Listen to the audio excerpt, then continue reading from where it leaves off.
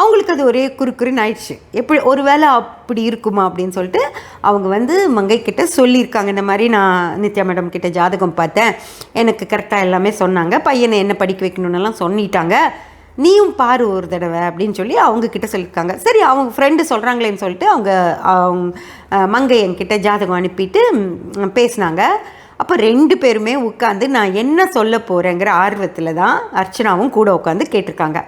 நான் சொன்னேன், மங்கை உங்களுக்கு வந்து ப்ரமோஷனுக்கு வாய்ப்பு இருக்குது, உங்களுக்கு கண்டிப்பாக ப்ரமோஷன் கிடைக்கும் அப்படின்னு சொல்லி சொன்னேன். இப்போ அவங்க சொன்னாங்க, மேடம் சொல்ல முடியாது மேடம், எனக்கு முன்னாடி இன்னும் 2-3 பேரெல்லாம் இருக்காங்க, என் ஃப்ரெண்ட்ஸே கூட இருக்காங்க, அதனால் வருமானு சொல்ல முடியாது, ஆனால் வந்தால் வரலாம், எங்களுக்கு இப்போ ப்ரமோஷன் டைம் தான் அப்படின்னு சொல்லி சொன்னாங்க. அதுக்கப்புறம் நாங்களும் அவங்களுக்கு சொத்து வந்ததை பற்றி நானும் சொல்லலாம், அவங்களும் ஒன்றும் கேட்கல. ஆனால் அர்ச்சனா கேட்டாங்க. நாங்கள் பேசி எல்லாம் முடிச்சிட்டோம், இன்றைக்கி ஃபோனை வைக்க போகிறேன். அப்போது அர்ச்சனா கேட்டாங்க, மேடம் அவங்க இதில் பணம் இந்த சொத்து வர்றதுக்கான வாய்ப்பு இருக்கா? 100% இருக்குமா?